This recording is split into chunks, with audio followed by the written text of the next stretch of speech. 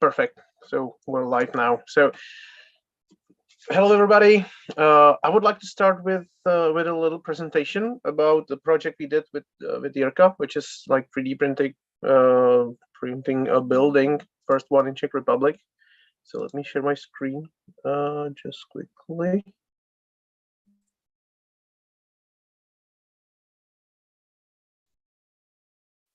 Okay, and here's the thing. Can you see it? Yes. Okay, so this is the first Czech 3D printed building. It's called PRVOK, which means like the first one, and also something like a little bacteria, because of the shape of it. I'll get to that shape of it. Here's a funny video, but I'm not sure it's gonna work, so I'm just gonna skip to the part where I introduce the guys behind this project. The one on the left is Jirka, my friend and like PhD colleague. The one in the middle is Kate. She's like the leader of the sculpt company, and there's the sculptor Michael on the right. Standing, and there's Ashish, who was actually helping with this project for a while. The same goes for me. I was just partially involved in this whole thing, but yeah, I've been involved. So this is the people behind the whole thing, and it's been a wild ride because we've already tried some little prototypes, building letters, building some urban furniture, or little experimental shapes, testing different patterns and so on. So there was some preconceived knowledge, but building such a big thing as a building was a really big challenge, and actually the time schedule for that was actually also very challenging. So I'm just gonna quickly describe the initial thoughts were actually done by the sculptor. He's like doing partially things which are related to architecture. So he's like a sculptor who wants to do architecture, and we're the architects to actually tame his crazy ideas usually. And it's been a quite progressive and interesting workflow for such a project. So we did some initial visuals, and the investor was like, wow, this is awesome. And this is the problem with all the fanciness of the nice rendering. But if you look at this thing over here, maybe this huge door would actually hit the lady if she would like to open it, and so on. So there's like, this is really not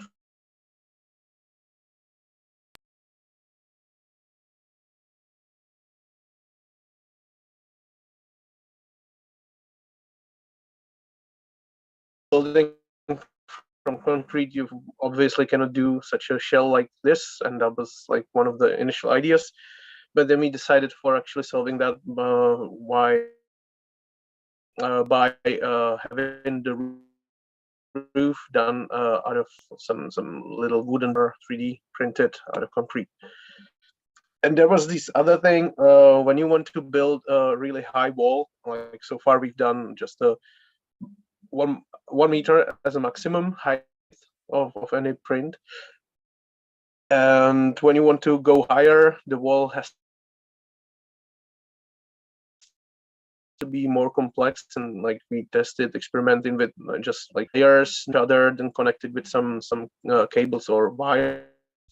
We tested double layer on one side and a single layer on the other one, but all these things were failing. Like the concrete is actually the hardest thing to do. So once we introduced some wavy shapes and some things which were having some curvature, this really helps with the stability of the still setting concrete when it's being printed. So that's the reason why the whole thing is wavy like this. It's not like to be nice and fancy. It's actually a structural thing. So that's kind of cool. So what you're looking at right now is the whole thing, like the layout. You can see the wooden beams here, and each wooden beam is actually supported by this little, just a loop of 3D printed concrete with a steel rebar inside of it. and then some additional concrete was poured into the tube. I think there's a picture of that some later, and that was just for structural integrity. So that was like helping the whole thing.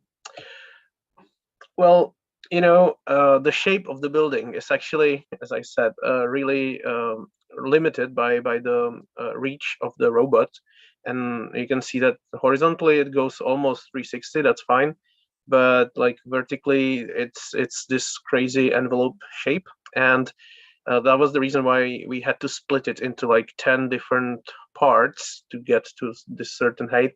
The other problem was actually the window as well over here. So those parts were kind of problematic, but we dealt with it by splitting the building into some little phases. And we also had to make a stool for the robot to reach decent heights. So there were quite a lot of things. In here you can see the little loops for the steel rebar. And this was like the initial printed like testing piece we did back at the university. And the funny thing was we didn't realize that if you print it inside and then it solidifies, the door is not big enough to take it out. So after we done some testing, because there's no actually no statics engineer who would actually put a stamp on such a building right now, because it's not concrete, it's just a cementitious material. There's no stones in it, right? It's just the cement actually. So statics engineers are not happy to validate such a building yet, and we had to test it like this, and like that was quite a lot of fun, and it withstood 10 times more than what was actually pre-calculated. So that was very convincing. But then was the problem that it's very huge piece of concrete and you cannot take it out. Otherwise, there was the only way how to remove it from the machine was actually chisel it into pieces. So that was one funny part of the whole process. And here's a picture of like how the printing went. There was some people interested in it. Here's the robot. Here's our mixer, and it was actually pretty fast, but there was like a lot of issues happening, and it's a very stressful process because you don't want to fail and at any point, right? That would mess up the whole thing. So here you can see the whole process. Here's Jirka with the pump, and I think this is actually a nice slide to explain. I think the most important and actually the most problematic part, as somebody already said, is the mixture, right? So like it's an industrial robot, you shouldn't be moving around it. It's dangerous, right? But you have to actually touch the concrete to know what's the consistency of it. Is it setting properly? And if there's some issues, you already know that there's an issue, but you can change the mixture in here. But at the time when it's through this long pipe to the end, the problem can get really worse. So what you can see over here is what's happening is we're dumping all the material back into this bucket because it seemed to be not solid enough. I think this is the place where we stopped. So there were some issues with this, and the mixture is very how do you say this? Like any kind of environmental changes, like the humidity in the room or the temperature and things like that, really influence the quality of it. And we're also using plasticizers and some like stiffeners, which are chemicals which should help the concrete to be setting faster. But when something changes, like the sun starts shining into the production hall where we did it, those criteria change quite rapidly, and you can end up with the whole hose actually being full of already set concrete, hardened, and that's a thing we actually didn't experience at this time, but we know what it takes to actually clean such a long hose out of concrete. So yeah, there's a lot of problems, and like we were thinking about producing some sensors, putting them into into the tube here. But yeah, that's still long way to go there. So this is like a very basic setup, but we were able to manage this. We were lucky, actually. So here you can see the finishing part, which is actually a wooden structure. It's the roof and the connector part. Like you can imagine, this is like connecting the two parts, because in wood you can do some tolerance. And yeah, and then we had to transport the whole thing. So like metal part, which was actually holding the whole thing, was had to be down there. And this was like, yeah, not the most efficient part of the whole project, but that was the task. It has to be created somewhere and then moved around the Czech Republic. So we're able to actually move it, and we're able to actually place it on a floating like a board, or I don't know how it's called, but that was actually giving it some more freedom to move around on a river. That was pretty cool. So we were able to like take a swim as well, and there was some cool greenery growing on that. So this is how it looks at the end, and I'm quite happy to have this experience. Like, I'm not the mastermind behind the whole thing, but I've been helping with the Grasshopper script and so on. So if you really want to know about like all the trickery with the concrete mixture, I think Jirka is the like better one to ask. But it's been a huge experience. So what I would like to finish with this little presentation is like, it's possible, but there are still things to figure out, because the mixture is really quite easy to influence by all the outside parameters of the air and so on, and also some issues with printing overhangs and so on. There's still a lot of things to be researched or discovered. So with that, I hope it was kind of interesting, and I would like to jump into my Grasshopper and show you a couple of things. So there's basically two things I want to show you. There's like, this is the whole thing for like actually printing with the we're using this thing called Robot Plus from Vizos from the GitHub. It's like open source, pretty cool stuff. And I would be actually interested if you know this plugin. Like, it's this one. It's called Robots, and it looks like this. So anyone knows this, or like, I'm still figuring out what who I'm speaking to. So if you're using this, let me know. It's called Robots. Do you know it? Not me. I've used an older version of this. I don't have the newer version, but currently I'm using Taco ABB. Yeah, this was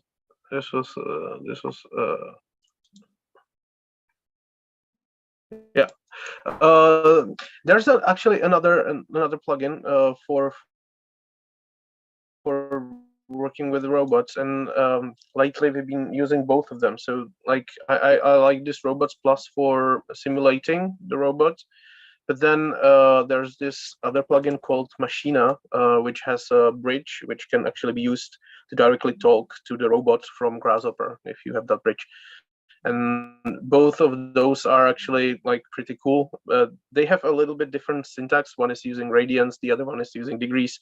It gets tricky in some cases, but both of these tools are like indispensable when working with robots and in Grasshopper. So any other people who know Robots Plus, or like, I really need to figure out how deep should I go with this thing? I haven't used these ones yet, but Machina I have heard about it. Like I was reading about it somewhere, but I haven't gotten a chance to use it. Okay. So I think I should go. Like what I have here is another like little script which is actually based on the thing we use for PRVOK, and that's like basic Grasshopper stuff with like randomness and some cool tricks how to make it not wavy on the top, and this is pretty basic. So I'm not sure if this is something you're interested in, but maybe we should go to that robots plus and what all needs to be done before you send it to the robot. And then I have another thing with the machina, so we can actually compare the two. Is this something you would be interested in? Yes. Yeah. Yes. Okay. Yes. Okay. Perfect. So I can ditch this little simple part, right? That's not interesting. Like I can send you the script and you can have a look at it. Okay, so like what it's actually usually very important is what type of shape you have. So I have two types of shapes here. Like if I just turn on the off. Okay, so there's one shape which is closed curve, and there's another which is an open curve thing, and these are quite different in way how you work with the robot. So the first thing I actually need to deal with is figuring out whether it's closed curves or open curves. So I'm gonna go for the closed curves first, and basically it's quite obvious that you have to make some layers like this, and these are not connected, right? So I'm gonna have a couple of closed curves. What I can do is actually reset the start point where the robot approaches the first curve. That's handy. But if it's a open curve, this part actually doesn't work. So that's cool. It doesn't change anything. But then the most important question is whether it's closed curve or not. And on all these occasions here, it's all it's all closed curves.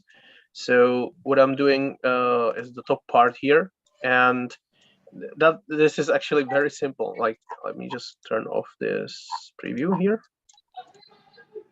Oh, like this. So curve is I'm just dividing it into a lot of points. I delete the last one, which should be somewhere here. You can see that the last one has been removed, and then I just flatten it because I know the layers are on top of each other, and this gives me this nice connection at the end. So you can see that every next one is one layer up. And if the curve or the initial shape was not closed, let me just zoom on that. Wait.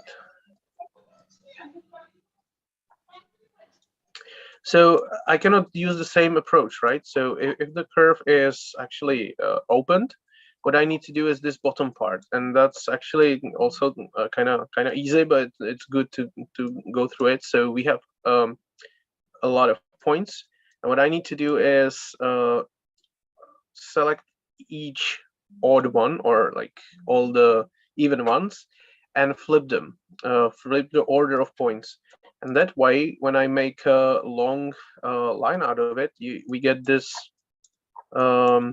connections at the end where the line goes up, and then you go in the other direction, and then you go back in the other direction, right? So this is something, and then based on which curve I'm interested in, I just pick the right one, and I make a polyline out of it. This is kind of hack, but it works nice, and there's no reason to actually don't use it like that. So basically, out of this curve, which has some kind of waviness at the end, when I have enough precision, it's quite fine to have a trajectory like this. And basically, then the next part, like if you have any questions, ask anyway, anytime, because I tend to go faster and faster. So if you want to ask anything, just jump in. So basically, we're just preparing the curves based on if they are closed or not. And then the next step is actually adding the start point where the robot approaches this whole thing. And I'm doing that over here. So this is the first point. And, that's just simple. I just take all these simple lines and I just ask for the first point. And I'm moving it slightly up because I want the nozzle to come to the place.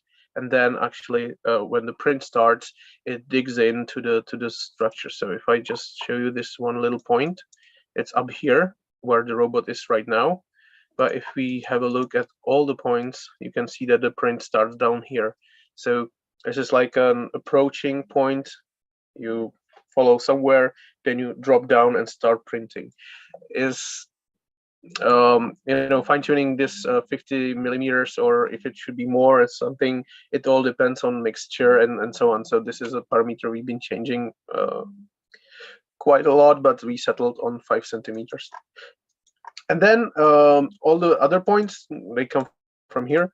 Those are here, that's fine. And then we usually need a last point, because when you want to finish the printing, you don't want the nozzle to stay at the spot, right? So what you need to do is, and in here we have like, we move it up a little bit, and we then move it to the side. And since we were printing a lot of things, we have this switch here, and in here in our control zone, you can actually specify to which place you want to go. So if I just take the robot and place it to the last point, you can see that the last trajectory is like this, and then it goes like that. Let me just show the trajectory, sorry. It should be here. Okay.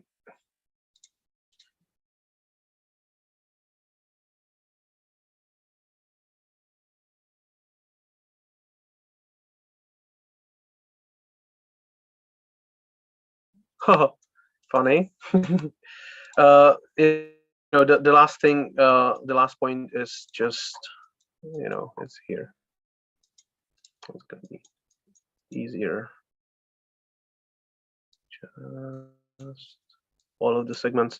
So see, this is the last point, and in this context, it would actually put some concrete. Maybe it would make it dirty or something like that. So we don't want that to happen. And that's why we have this endpoint setting. Like you can set plus 200 to go somewhere else, and there's a button for it. You set it up, and then you can start printing something else. It might need a different like start point and end point. So that was like something which sounds like kind of boring, but it's quite important because you don't want to mess up your print afterwards. So that's another thing. And then just a couple of things, calculating how much meters cubic are needed for such a print, and how heavy it's going to be, and estimated printing time. Based on some velocity we set up, but like this usually is not the real thing. But just to get into the ballpark, that was kind of useful. And then another thing which was kind of issue in the large scale printing of the PRVOK is if you place planes in there, those are usually aligned with the Rhino space like XY, right? And the robot actually can get into singularities if you're too far away. So what we did is we aligned all the vectors with towards the center point of the robot. So it's easier for the robots to maintain that direction. The thing is, in such a small print we have here right now, because I want it to be fast, it's not a big deal. But like, if you're far off to the side, the robot actually can benefit from the fact that all the planes are aligned with these vectors here. So that was another like little optimization, but it's quite useful to have it. So then the planes are aligned, and again, like if something happens, maybe your planes are like you loaded the robot the other way around, you can still rotate the planes, but we usually don't do it. basically in here, again, we have a button for this, because sometimes you want to print from the left side and sometimes you want to print from the right side. So you say just nozzle left or nozzle right.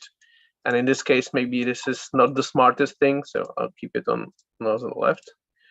But if you're trying to do a lot of prototypes in a row, you basically don't want to remove that prototype from here and start printing over here, and maybe you want to switch the nozzle to the left or right pretty soon. Okay, so that's this little part. Any questions? Am I too fast, or like, let me know. Everything fine? Yes. Yeah. Yeah.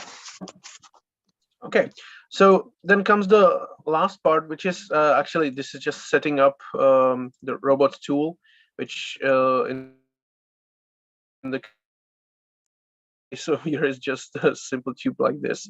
But we were we were needing this little extension because, you know, it's a building and the robot reach is actually not even 3 meters. So we were actually when you remember those little layers we had to do while printing, I think between layer 2 and 4, like over here, we had to switch the nozzle length, because the robot wouldn't reach, like if it's this high, and the printing is actually happening on top of the structure, the nozzle has to be shortened. So we had a little fixture up there and we were able to move the nozzle up and down, which was kind of super intuitive, and it was helpful even in setting up the heights and everything. So it's actually good to have some like manual control of things in such a context. So this is setting up the tool.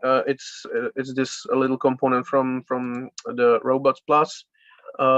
It's the load tool. What we did is just a simple like, it should be meshed, but it gets meshed over here, right? And the orientation of it is actually important.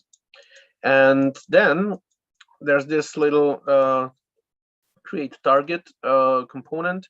All these things, all these little movements are move L, because we want the robot to actually, you know, go fluently. We don't want to have different like arches or some curvature on those things. And if we want our curvature of the thing to be really nice, we can always reset the precision on that component on the beginning, where we make a polyline out of a curve.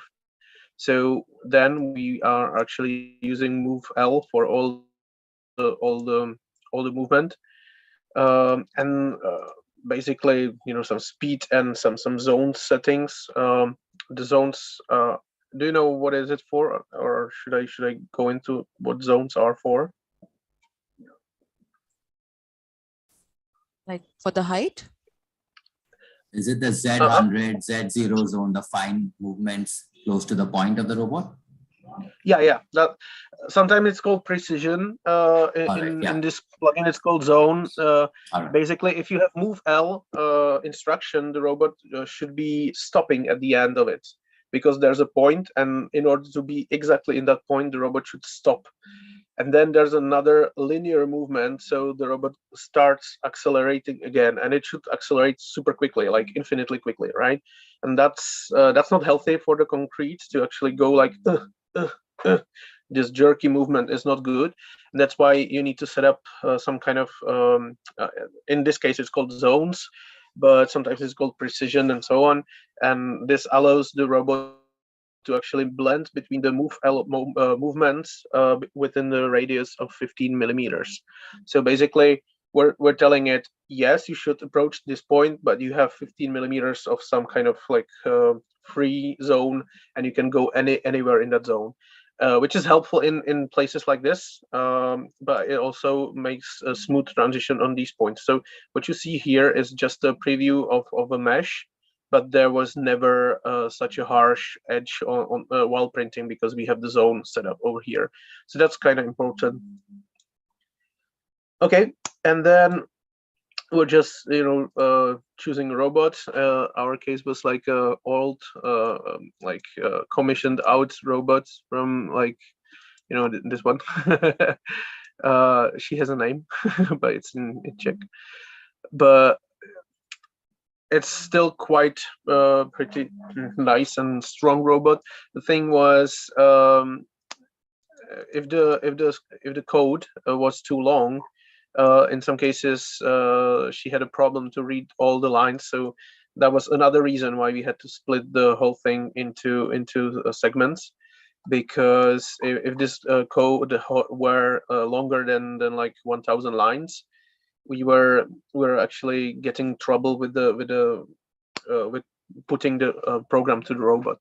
But basically what's going on in here, there's this little component to create the program, which is actually screaming orange, but the only warning in here is that there's no errors, but the warning is that the first move should be changed into move J instead of move L, and we quite kind of get used to it. Should I explain the difference between move J and move L, or I think that's like, guys, yeah, do you know the difference? Move J and move L? Yes, but I can't speak for everyone. Yeah, exactly. Feel free to explain. I don't know, so if you can explain a Perfect, bit. perfect. So this move L is this type of movement which we chose over here, and that means the robot should go straight line from point A to point B, or plane A to plane B. And there's another, like if I make a little copy here, I can say that it should be move J, and that means the robot is still supposed to go from A to B, but the trajectory between A to B is something which the robot chooses based on what is the most efficient for the 6 axis. So it's usually some kind of arc or a combination of different spatial arcs.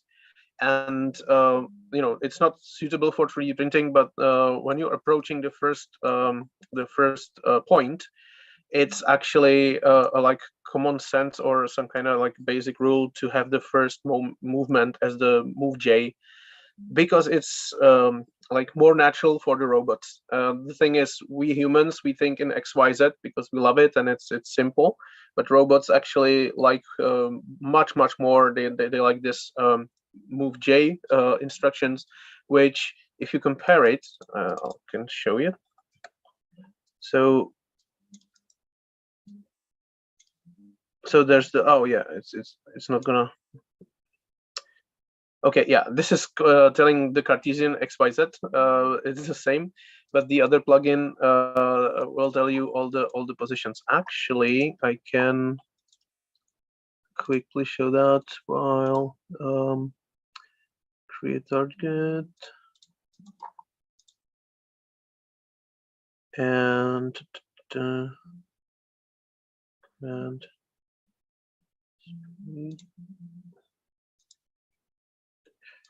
wait. Move J. So basically, in here, the move J can be actually the different rotations of the joints. So basically, if you want to specify the joints, you can just say 6 angles in a row divided by commas. So you can say like 0, 0, 0 to like half pi for the next angle, and so on. It has to be 6 of them, so I'll just copy half pi for all the other ones. 1, 2, 3, 4, 5, 6. Okay, so this should be a valid position of a robot. Like, maybe it's not going to be so cool, but if I just take this and feed it to the robot, oh yeah, he doesn't like it. but it's just the 6 different angles which should be put on the different axes. I think one of them has to be 0 as well. Let's see. Yeah, he still hates it. Whatever. The thing is, this is how robots think, and they like to have the first movement of move J, and then they're fine with recalculating everything from XYZ. So basically that's the one warning we have here. And then once we have that program over here, you can put it into this program simulation, and that's the component which is connected to the whole slider in the beginning here. And like going from 0 to 1, you can see the whole thing happening. So this is the part where you can simulate it, and that's actually very important. And once it's simulated, you don't get any errors. You just get this little warning, or you actually add that little joint orientation target at the beginning, then it's all fine.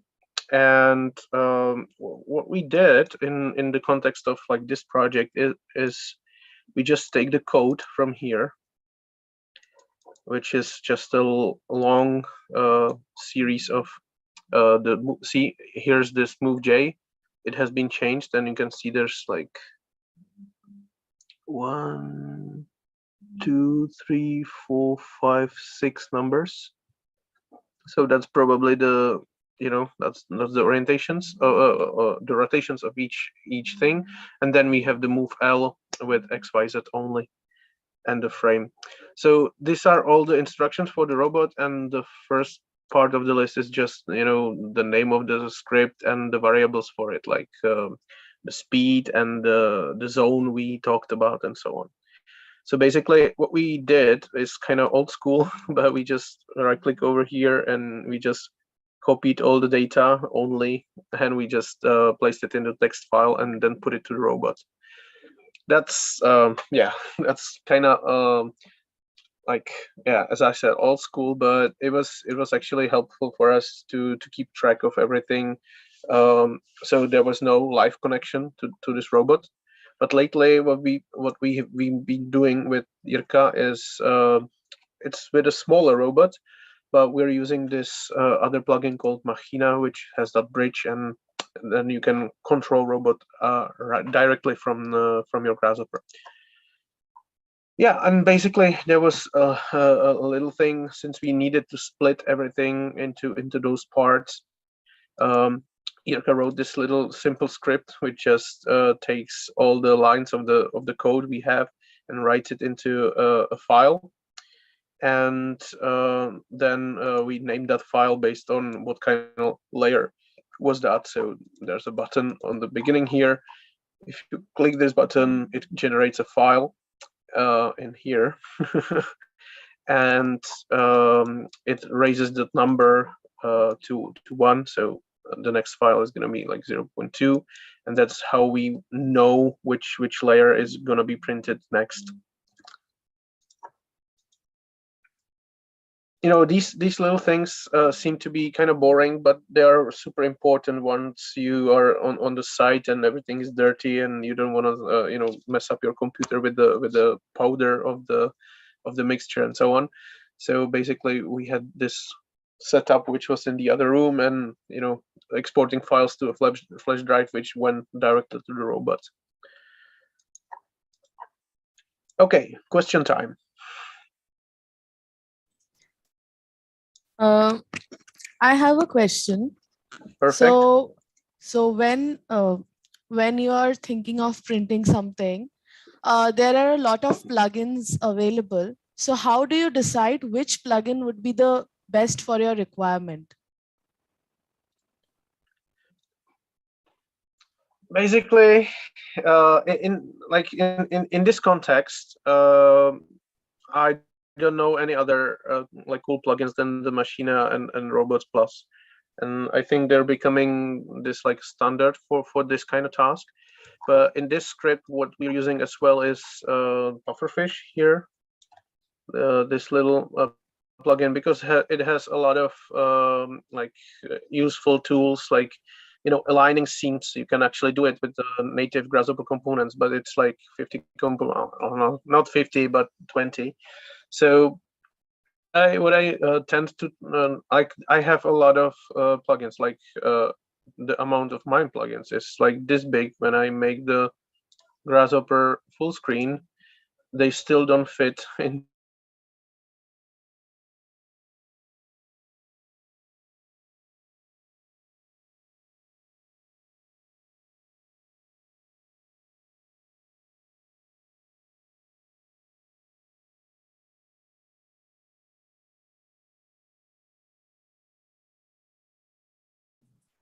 Hello? I can't hear. Yeah, I thought my internet went.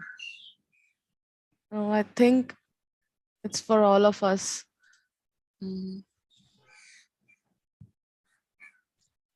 But lately, I've heard this news that ISC Bangalore has designed a 3D print, no, a brick for Mars, something related to 3D printing, right? Oh, really? Ah, that's interesting. That's exciting. Yeah, like they're Oh, which I think I'm I back. Sorry for that. Yes. Yes. Whoa, my internet just went down for a second. But it should be fine now. Yeah. Okay, good. So where was I? I was talking about the plugins, right? Or Yes. so I can actually give you my recommended plugins, but I think it's like everyone's experience, and it depends on what you're trying to achieve. Like, I really love the plugin Ladybug. It's for environmental analysis, but I've never used it properly because there hasn't been a properly sustainable project which I would be involved in, and I really want to try it, but like only my students did some proper work with it. So I have it, but I'm not using it that much. But like, yeah, there's a lot of things which are super helpful, and those I can give you a list actually. so like Tuli's question was about like regarding digital fabrication, like which all Yes. plugins can be helpful. Another plugins which would be super useful is this open nest thing. I really like this thing for organizing stuff on boards of maybe wood or something when you're doing milling, CNC milling, or cutting, because this is saving your material. Definitely a cool option. There was Rhino Nest and something like that, but it's like it costs like three times more than the whole Rhino. So OpenNest is actually a good solution for that. And yeah, I like. Let me think.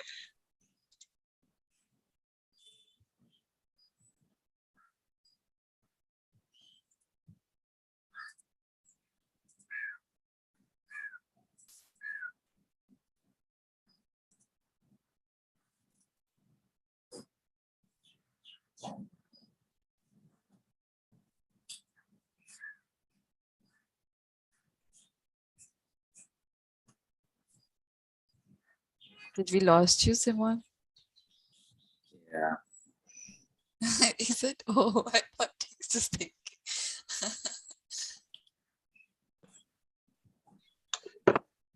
Oh, sorry, I don't know what's going on. It's been fun the whole day. Technology. I'm back. Can you hear me? Yep. Yes. This is the worst. Sorry for this. Really, it never happened before.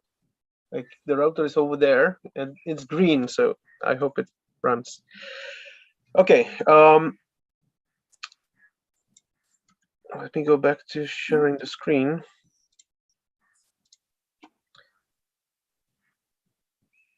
Simon, I have a question. Mm-hmm. So I have been trying to set up real-time communication on my robot, but I'm having a little bit of a trouble trying to configure how to get the network. So should I keep the robot on and my computer on a separate on the same network with a single switch in between them, or how would I approach that?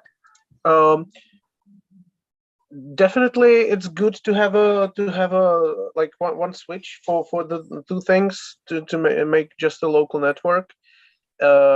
There's a funny issue with if you're using Windows. Sometimes if you have the like the cable coming out of the computer and you also using Wi-Fi, it's always better to use the cable. And sometimes Windows can switch up the like importance of the cable over the Wi-Fi. So if you're connecting to the robot using the Wi-Fi, I would suggest using the cable instead, because it's Okay.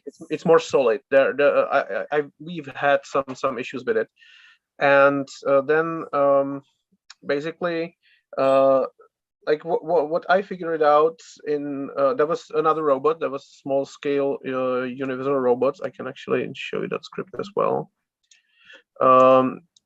We were actually trying to connect to it, and I figured out that my antivirus like Avast, it actually was blocking the whole communication between the robots. So when I'm working with the robot, I always shut down the whole antivirus software for like until the restart of the computer.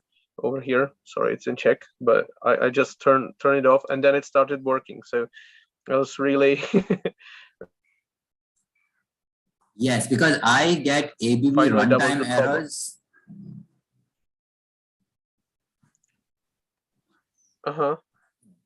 So I keep getting this ABB runtime error, so I'm not sure where I'm going wrong in my setting up thing. So Are you using the Machina or? I tried to use the Machina also, but I think that also requires the ABB runtime to send real-time data to this thing. So that gives me error. I'm trying to wonder if there is multiple dependency issue, because I have a lot of robots plugin and a lot of variation of ABB runtime has been installed in my computer. So that might be.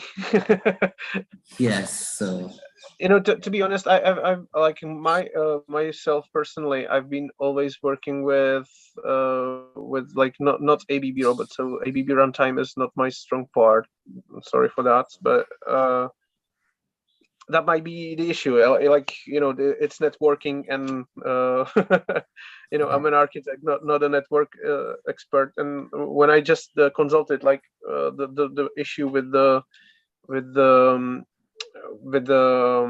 networks on your computer, the Wi-Fi over the cable, I just learned this crazy thing, and that would be actually a cool thing to show you. So let me just find that, because that was.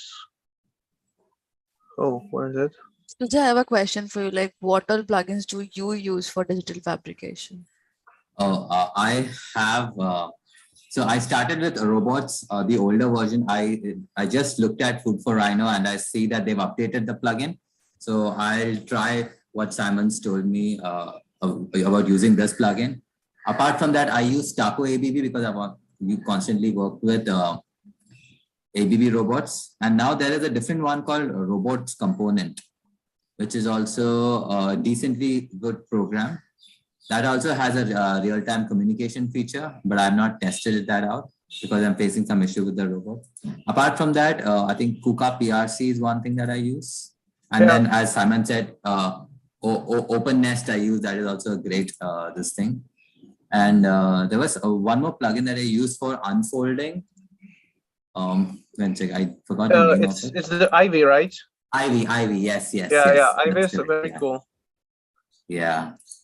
It can generate the paper folds or like folds for parts of a mesh. So that's like, again, I haven't used it because just my students had a project with this, but that's the tremendous help. Actually figuring out where to split the mesh so that it can be unfolded into a flat plane, and then producing the little flip-flops for the glue. Damn, that would be a lot of work, and this does it instantly. So it's like perfect. So there was this little issue with the network, and I think it's set up over here. So no, that's not it. Sorry, the other one. Really?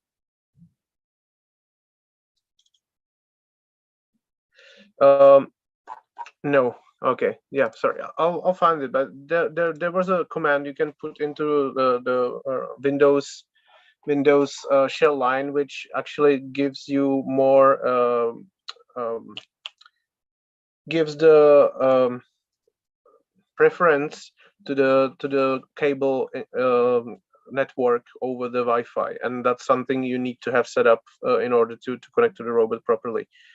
And I cannot find it right now, which is funny because that was actually another project. We were not working with robots but Arduinos, but it was the same issue. So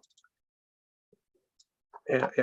Okay, I'll find that. There's just a command, you just type it into this like CMD, and that gives you control over which network is more preferred by the Windows, and that's actually important. I didn't know about it, and it's like super important actually.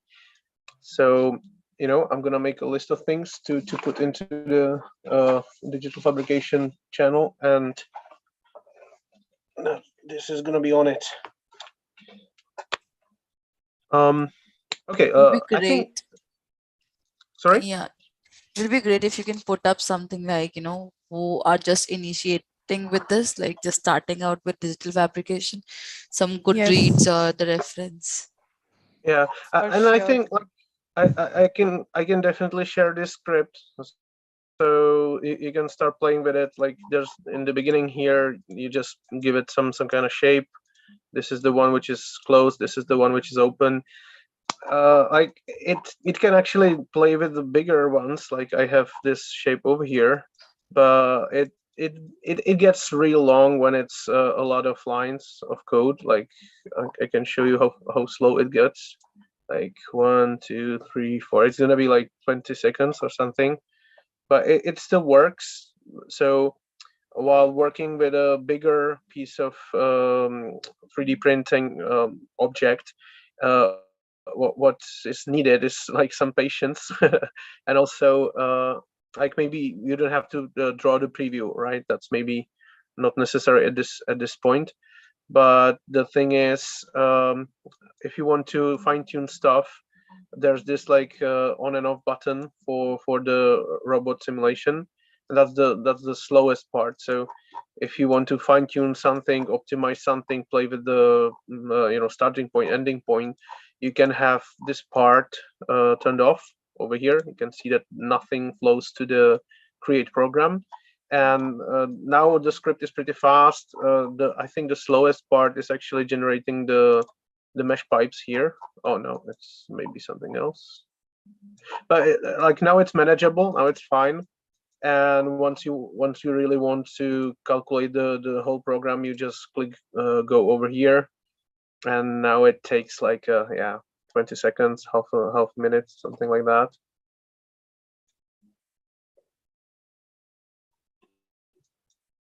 That was another reason why we splitted the whole thing into layers, because that was actually unmanageable.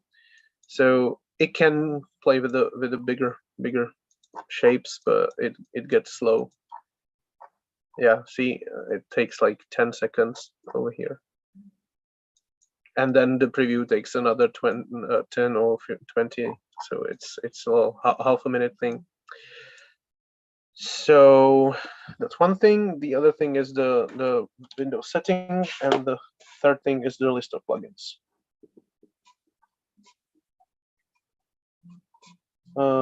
Plus the Ivy, because Ivy is cool. Actually, another cool plugin for like digital fabrication in general is Ngon.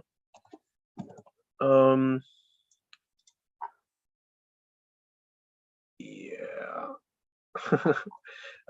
This plugin is actually very cool for playing with mesh and playing with like planarization and stuff like that. So I have a whole thing about playing with panels and CNC cutting and so on.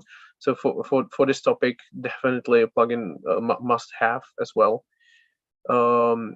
It's pretty awesome. Like the planarization tools here are pretty fast and nice, and that's also a cool thing to mention.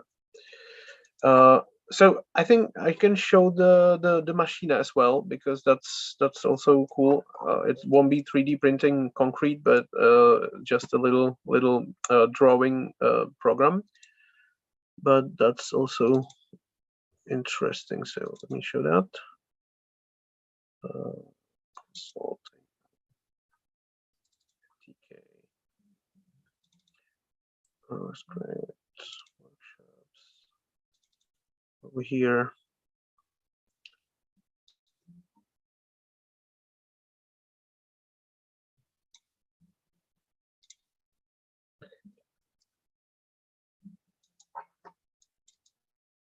So this is like the context we have. There's a table, and this is the little thing below the robot.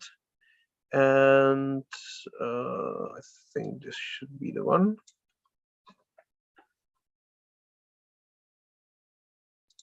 Yeah. So this is the smallest robot from Universal Robots. It's a collaborative robot. It's UR3, so it has a reach of 600 millimeters, so super small. This is for scale. This is A4 paper here, so it's a really tiny robot. But we were using here the setup where there's Robots Plus for simulation, and then there's Machina for the sending the data to the robot. And the thing is, in here, like this is actually the thing I wanted to show you. This is the Move J thing. That's the home position, and this plugin is using degrees. So 0, -90, 0, -90. That's exactly this position of the robot. And then we have this our home position, which is handy for giving the robots the pen. And in the plugin we've been using so far in the Robots Plus, this is the same thing, but you have to use radians. So it's like pi divided by 2 minus pi times 3/4, and it's a little different, but most of the time you do it just for the special position you need for approaching the drawing area. So this is the moment where we give the robot the pen, and then the robot goes over here and starts drawing.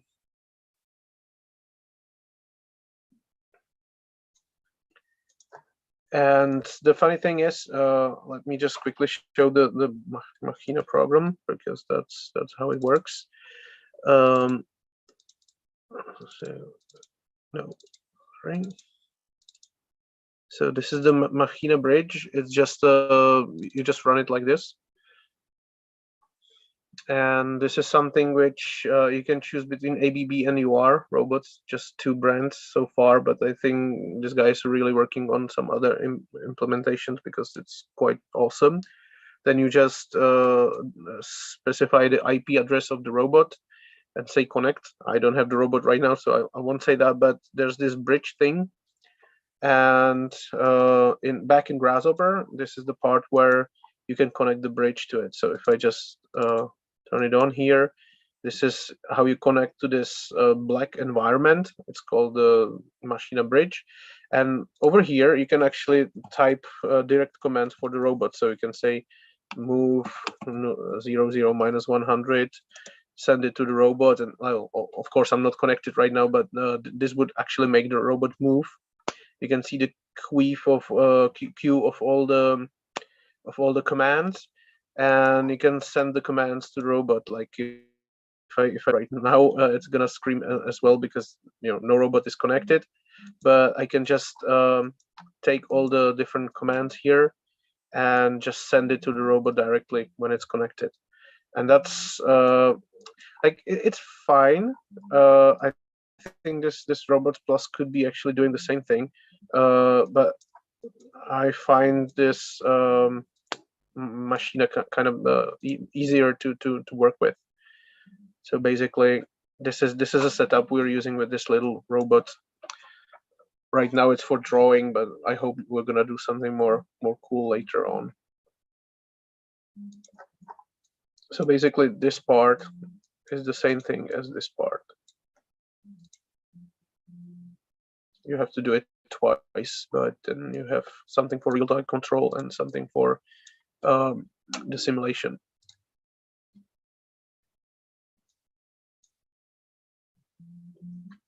Okay, question time again.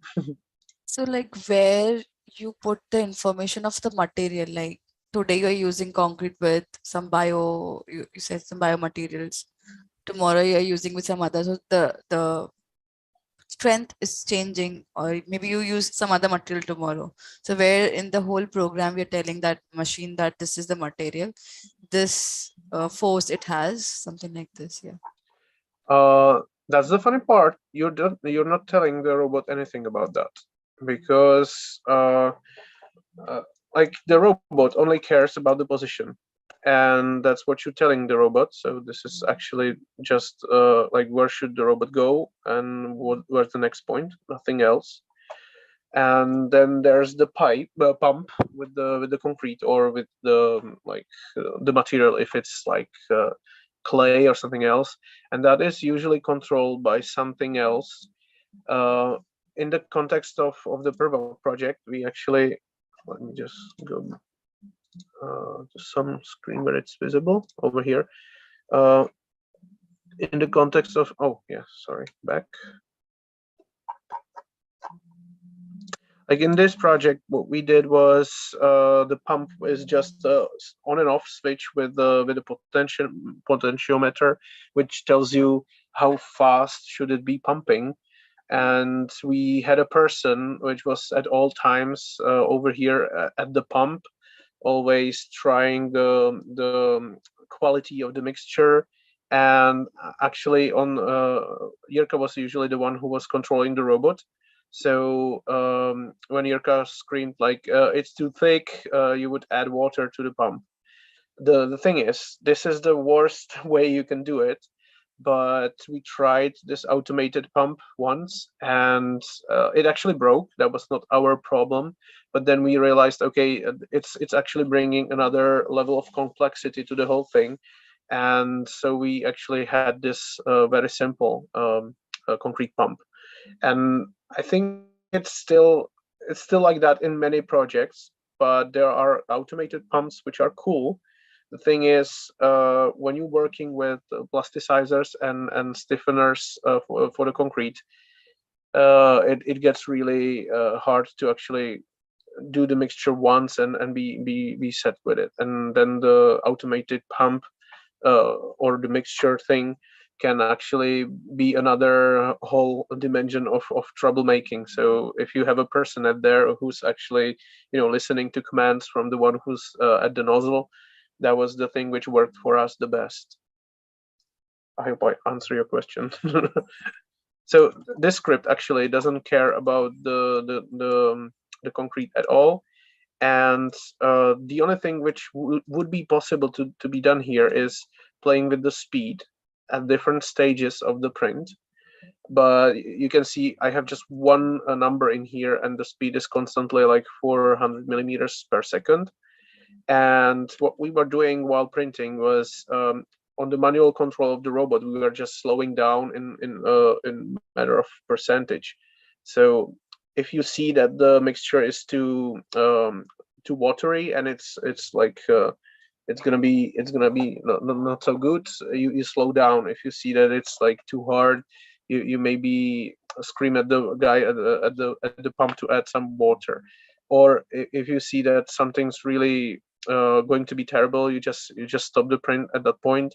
You remember where that point was, and then you just go back to the script and use shift list to actually remove the commands and continue from that point. So this is something we had to do like many times. I think in this image you can see this little grayish part, and that was too much water in the thing, so we had to stop. And while we stopped, it hardened a little bit differently, and you can see that there was some water flowing out of it. So it was like a dirty process, but yeah, we did it in the the stupidest way possible, because it was the easiest. And as I said in the beginning, there was not enough time for actually preparing all of these things properly. So I hope the next project is going to be actually having some automated pump. And that means you're going to need to connect it to Grasshopper using Firefly and some Arduinos probably. The plugin Firefly is, I'm not sure if I have it right now. Firefly, I probably don't have it now because I've been doing.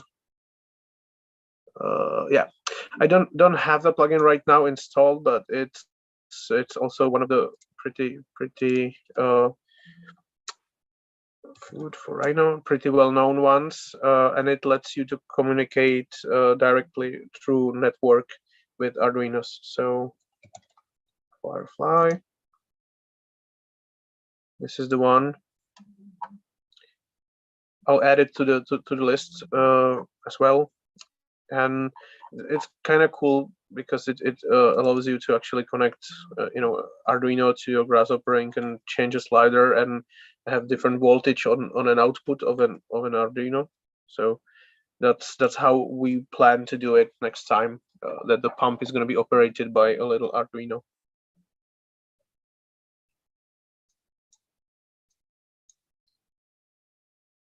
Okay.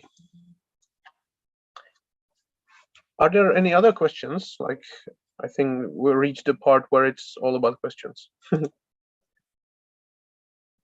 I have a question. So what is a recommended setting time that you would want to configure your mix at so that you don't get a lot of settlement versus in the next few layers, you do get some sort of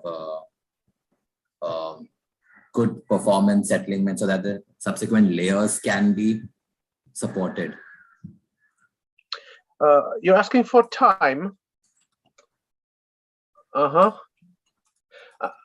Like, it depends on the length of the print, right?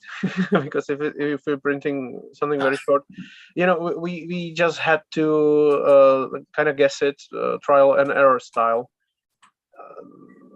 because this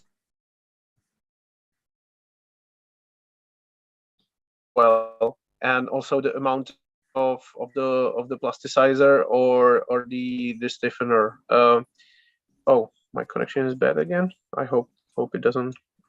So I don't have a proper answer for this because it changed day from day. It was different on every single different layer we did. Like as I coming back to this image over here, like these layers were printed with different settings and different speed and different mixture actually. So that was something we were really doing in a way which is trial and error for the most time, for the most part of it.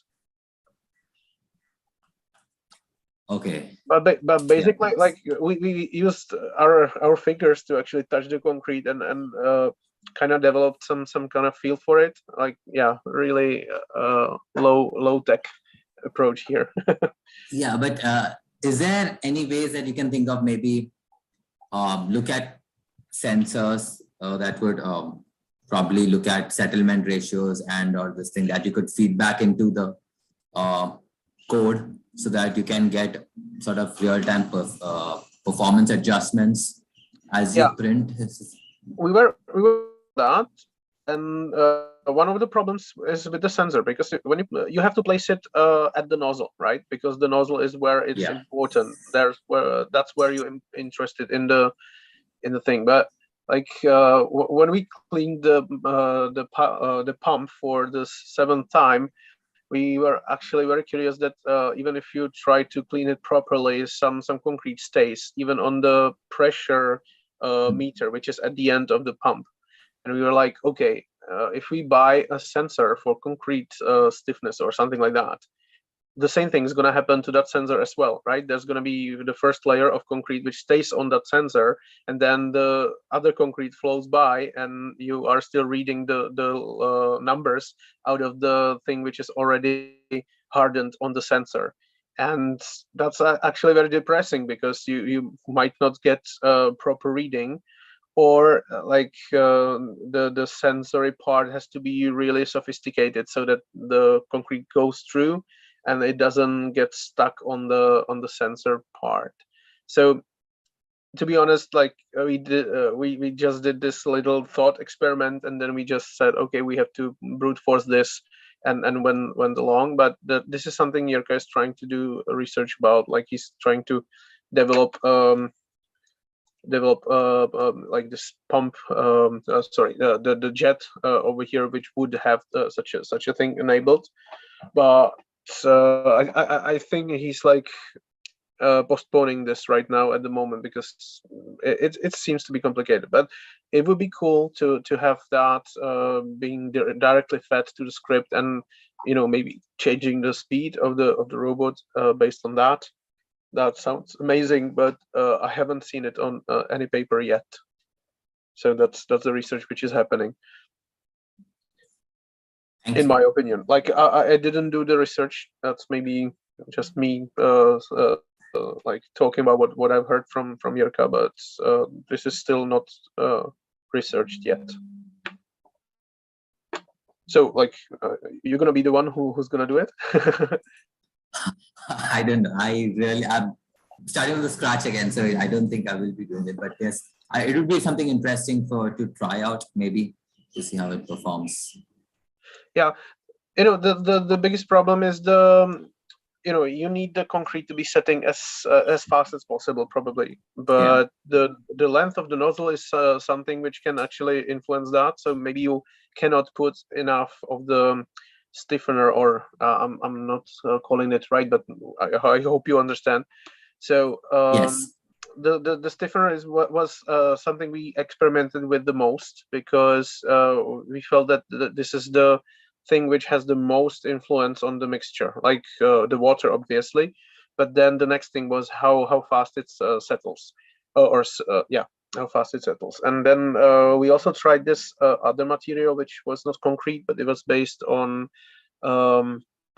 some, it's called geopolymerate, something like that. I know the Czech name, but that's not helpful. Okay, I'll add the name of the material into the list. And this material is actually you don't put water into it, you put some kind of chemical into it, and the setting of it is quite faster than in concrete. And it can be influenced by the heat at the nozzle. So we were experimenting, and I think I might find the picture of it if you just wait for this to load.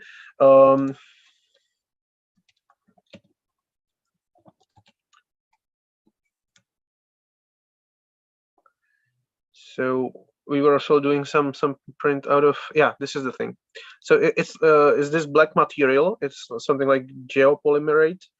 It's not concrete, and we were able to print such an overhang over here. But you can see the guy here with the heater, like a flame, actually heating it up after the robot goes over there. And this was able to print almost like a, that's the beer we had afterwards. But there's quite much of there's quite nice overhang over here, and that was very promising, actually. So if the jet or the nozzle has something like a heater at the end, you can actually stiffen the material quite fast right after you print it out.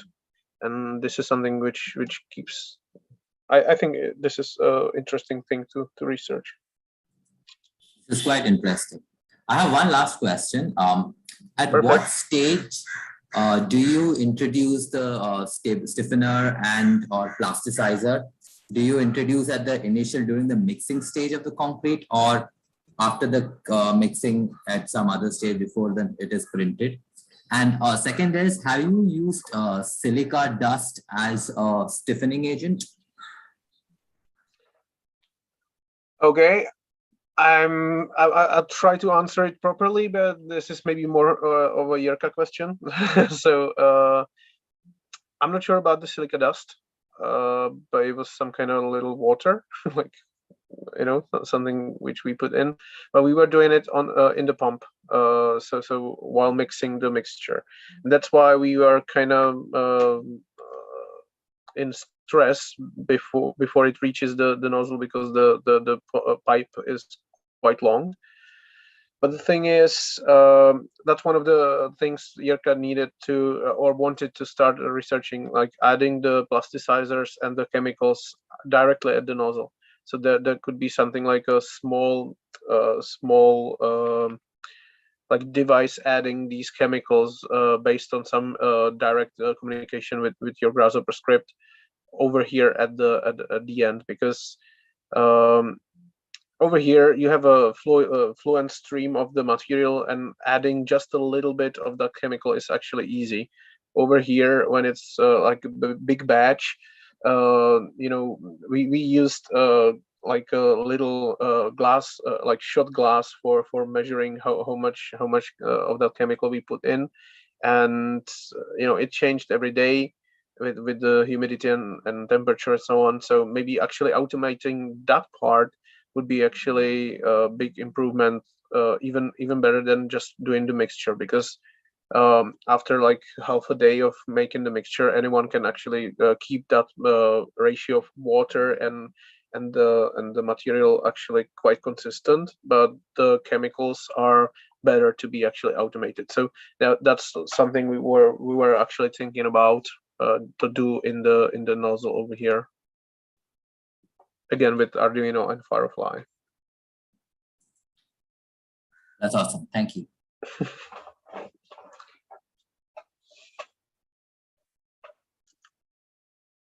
Okay.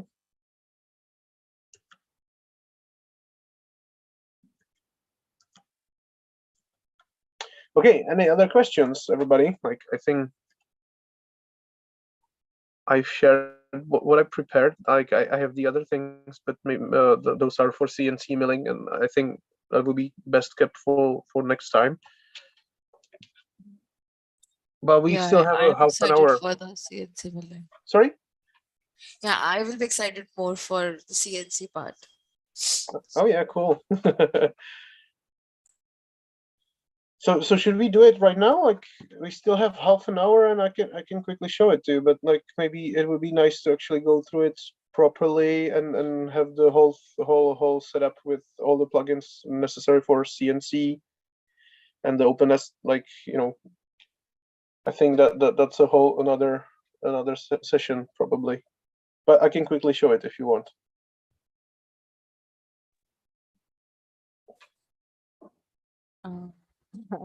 What do you guys say? Should we have a sneak peek sort of thing? Like, yeah, I will be in for a sneak peek. Yeah. Yes, definitely.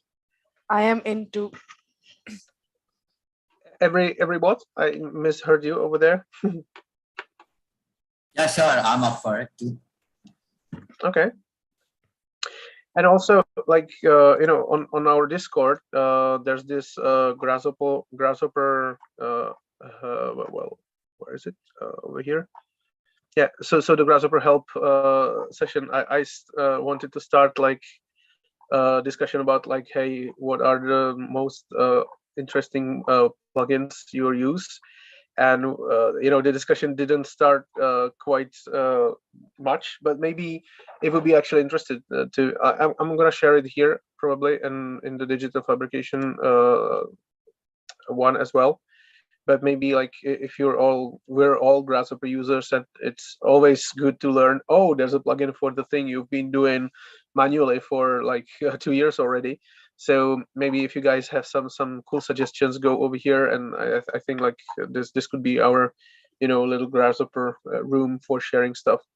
Like lately, I've been playing with this JSON for making JSONs out of data in Grasshopper, and it performed differently than I wanted, and I was not able to actually force it to do a different type of JSON. So there's going to be some funny tasks and funny not tasks, but things to think about, or like little exercises, or like whatever you come up with. And I think we can actually make it really playful, because we're actually dealing with the same software most of the time. So let's share that knowledge and the issues as well. Well, of course, you can put it on the forum, but like I think we could do a little bit of that as well over here. Yep. We'll do that. So definitely, like the first the first link I sent here is the Naughty components. Do you know it? That's the best plugin ever. I'll quickly show you. I think it's oh, I don't have it here. Damn, it's on my other computer. Okay, but I definitely download this. It's so much fun with it. I'm gonna give you a link directly. It's a joke. Like what? Yeah, it's called Naughty Components, and it makes everything run from you. Like you install it on someone else's computer, and then when you try to move with the mouse, all the components actually run away like this. Wow, Oh. super fun. Yeah, that's amazing. And there's another one where you are working for too long in Grasshopper. It makes everything move like this, like maybe we're overworked a little bit. So that's very cool. So check it out. You know, so sharing stuff like this is also so cool. So you know, go crazy with this. Interesting.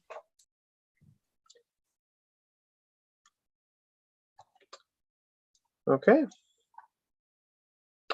So I hope it was not boring. Like maybe for next time I should maybe dig into something like I think going more deep into the Grasshopper is not needed, but like sharing the workflows and ideas and what's needed is maybe more important. But if you think otherwise, like tell me. We should actually switch up the speakers, because you guys probably have different experiences and we should share those as well, right? Yeah, I think what he said is absolutely right. I do agree with this thing. Different workflows would be really interesting to explore, especially something like using multi-nozzles for multiple extrusions, multiple tool parts and work objects would be nice.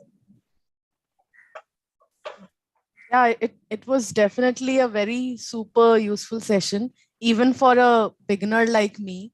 I'm really excited to try different plugins out when you'll be sharing that. And for the CNC milling, would you like to give us a sneak peek today? Yeah, Or- okay. Let's go back.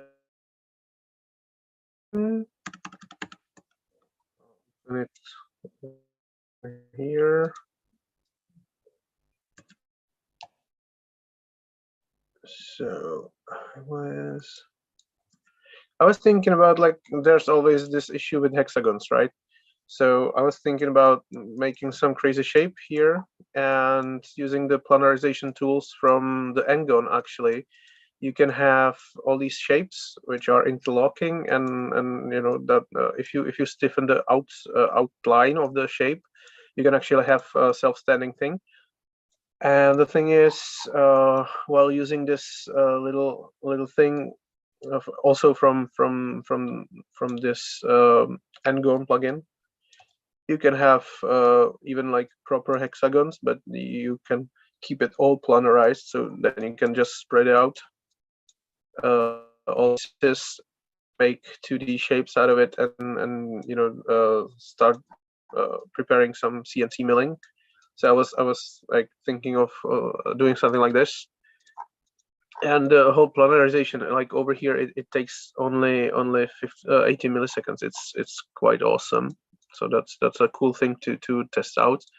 And then there are some little issues with actually how to like put it into plane, because you know those sections are not planar. So I was thinking of actually coming up with something like this, and you know, dealing with the issues you might bump into. So that's like the sneak peek, I guess. But this is not finished yet. I was thinking about like making 2D in here, but you can see that the sections are definitely not straight, of course. So that's something I would actually finish, and we can then use the open nest to actually put these onto a shape and save some material and so on. So that was the thing, and I really love this, that you can actually change the T parameter in the hexagons and go to such a crazy thing as this. But if you have some other suggestions, I would really like to hear them right now, and I can prepare something what you've been interested in as well. So would you find this interesting? Yes, absolutely. In fact, when you showed this, I was immediately remembered one problem that somebody had told me about having this dual curvature surface and trying to, as much as possible, planarize the fit hexagons on it and try to planarize that. So what and how is the best permutation combination to have a regular hexagon and these type of with a high T value hexagons, so that you do not get, you can try to avoid those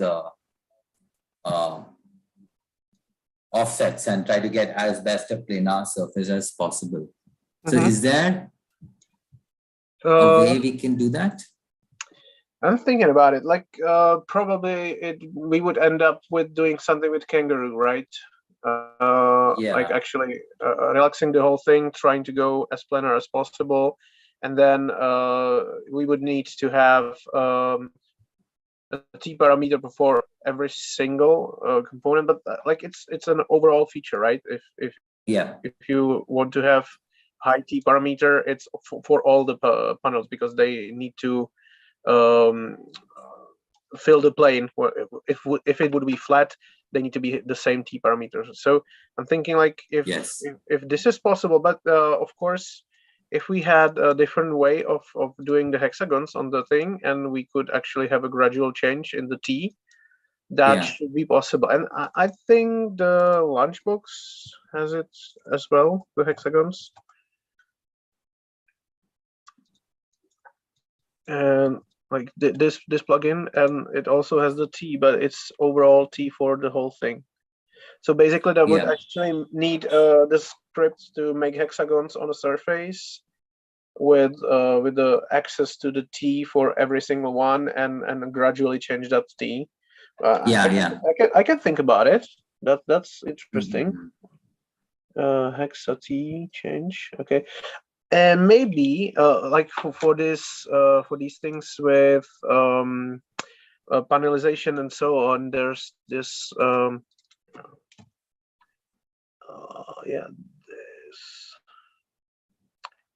this plugin. What's the name of it? I forgot it. It's PRVOK. This plugin is really awesome. Like it has even MC Escher tilings prepared here. Okay. So probably there's going to be something like this. And okay, there's hexagonal tilings with changes of the shapes. So probably this is the way to approach this. And even in here, there's like a huge amount of different patterns. And I think these all can be actually influenced by an attractor, so that should make the T of the hexagon gradual change. So definitely a cool plugin for paneling and different kind of surface division and tilings. It's quite interesting. I should try it. Yeah, So, what was the name? I didn't hear it. It's PRVOK. That's the name of it. I'll put it into the list as well. Yeah. PRVOK and gone.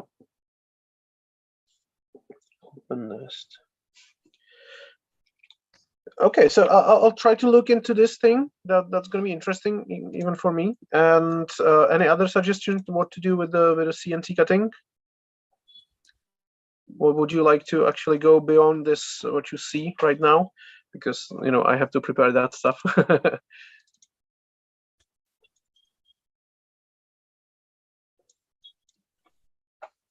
When are we having offline workshop for CNC?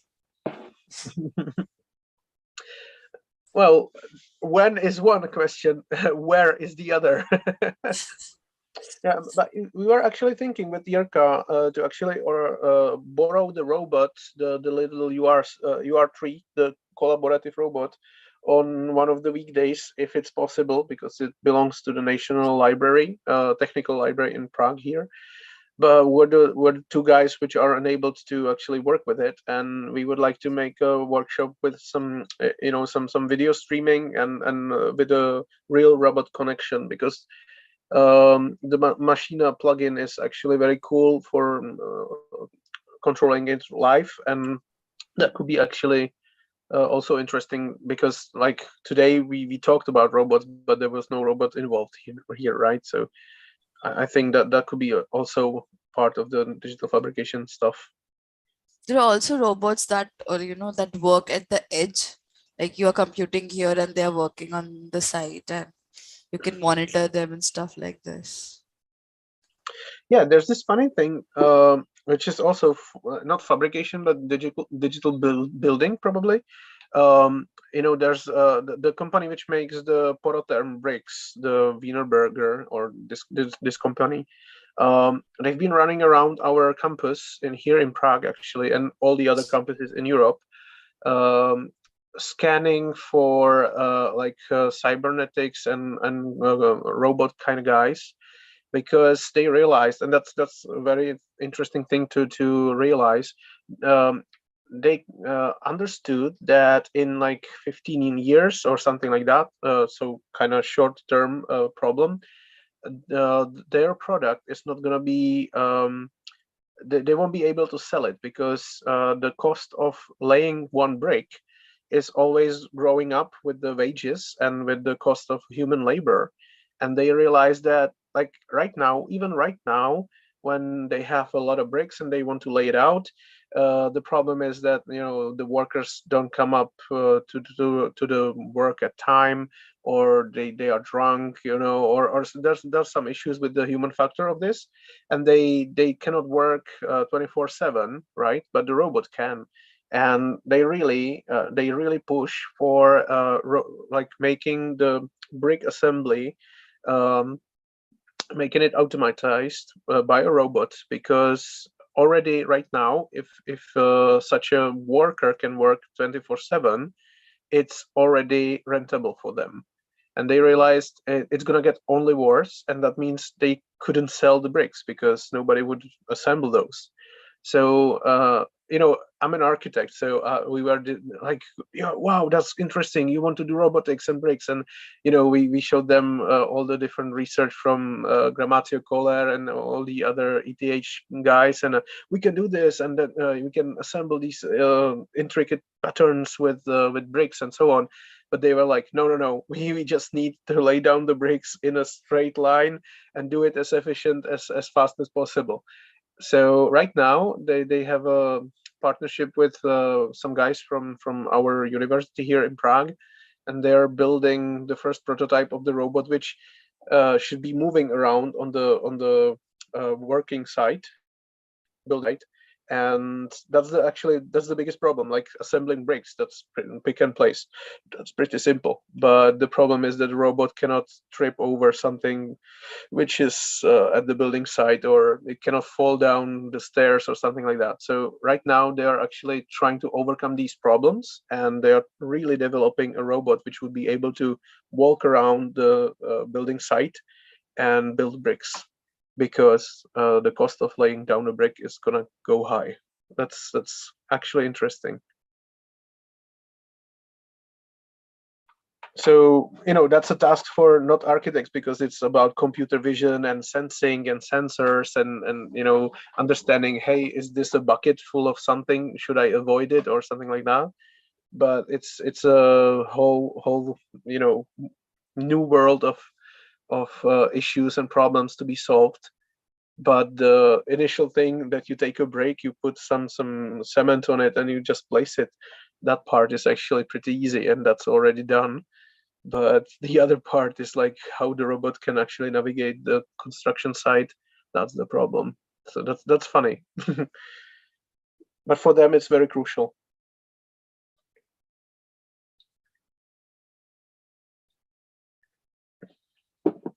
Shubham, before we leave, I have a question. Like, you might say no to this, but the question is like, how do you analyze like which material to use in what, like what, when are you build like whenever you're building a form or something, how do you analyze which material to use?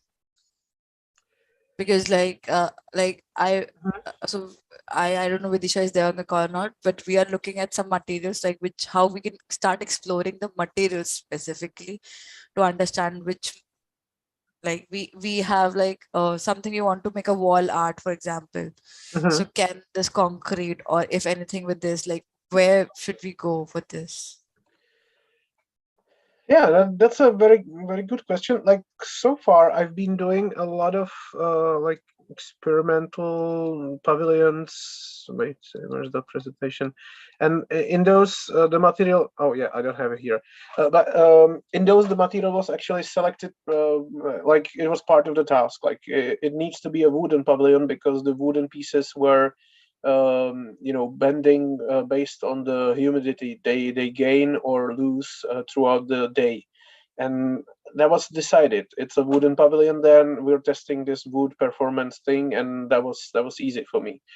But like if you have a general shape and you're not sure what kind of material to use, I think like the material can be actually secondary to the way you're gonna build it, because if it's something which is like this and it's made from little pieces, then you're gonna need to cut the pieces, and that's already limiting some of the materials you can use for that. And so maybe thinking about the production can actually limit or like make a short selection of materials you can use for that. But of course, you can take this surface and just make some kind of scaffolding and just pour concrete on it, right? Or like there's always a way how to go around something, but I think some shapes are just easier to be done in certain material, like based on the way they're gonna be produced. Like I'm not sure if I'm answering your question actually. So like I should frame it this way, like if you have to tomorrow build a building with 3D printing, like using this digital fabrication, then what would be your first 10 steps to come at a conclusion of starting the building?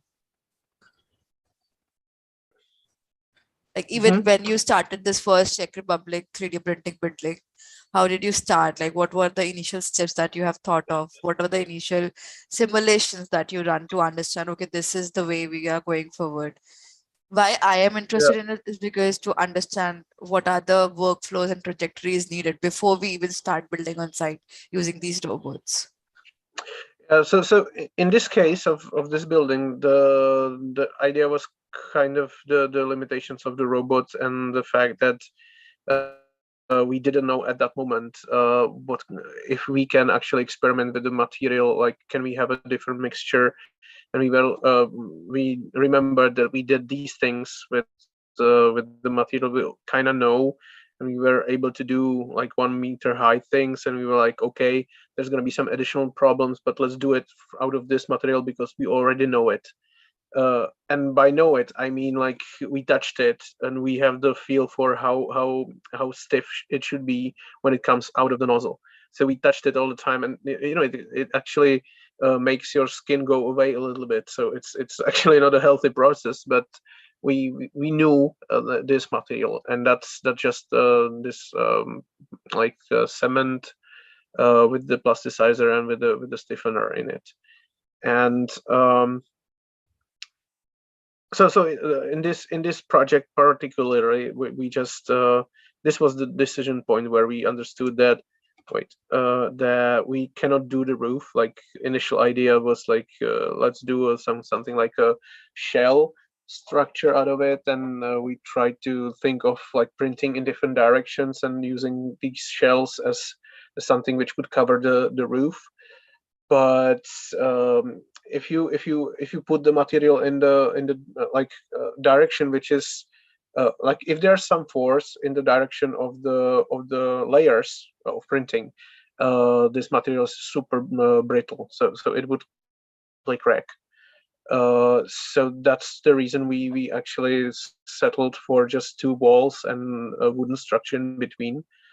And these things were out of necessity because of the limitations of the robot.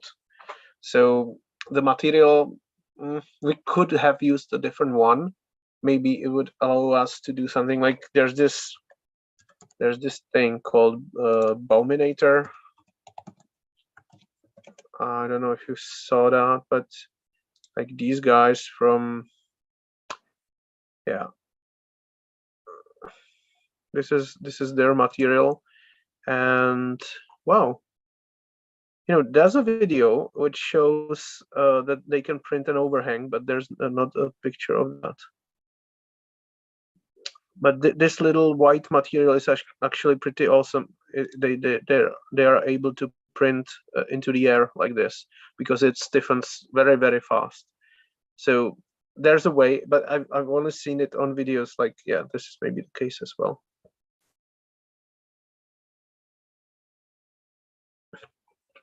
Yeah, something like this. It doesn't fall even if there's a slight overhang. So this could be actually a very promising material as well. But I think they're keeping it concrete, right? Yeah, this is some kind of like yeah, it's close to concrete, but you usually don't call it concrete because there's no stones in it. So it's like cementitious material by definition. But this is called the Bauminator, and that's like pretty cool. When I saw these videos, I was like, damn, they solved it. But I think they're keeping it from themselves right now. So I'm not sure if we can actually use it or. Like, yeah, this is the thing. See? Oh no, this is just combined together. Okay, so there's somewhere a video where they're printing this into a huge overhang. So let me just quickly search for that. Yeah, but streaming videos over this is probably not gonna work, so I'm just gonna send you a link. Yeah, interesting.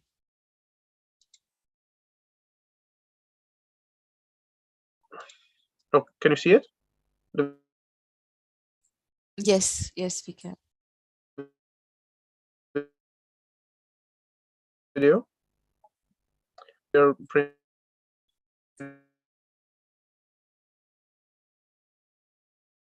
not horizontally. Everything part of the this.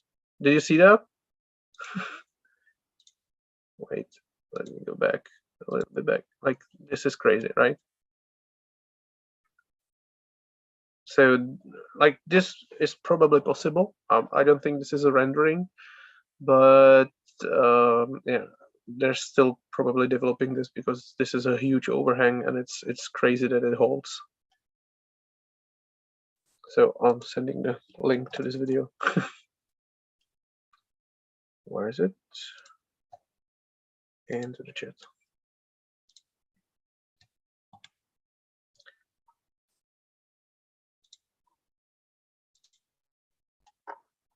Okay.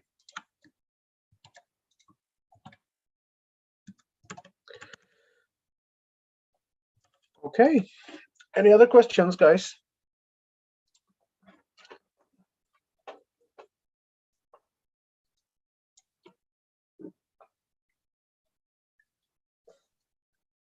Thank you so much, Simon. Like, it was really an insightful talk. Like, and side by side, even I searched a lot. It was actually a study session where we were also searching with you. Okay, thank And you. certainly, the limelight was taken by the naughty plugin that you shared. Yeah, that's something everybody should know because it's very funny. So I gladly spread the knowledge about that as well. Okay. Yeah. Are we having? Are we able to set up another date for this, or like how is this going? What's the next?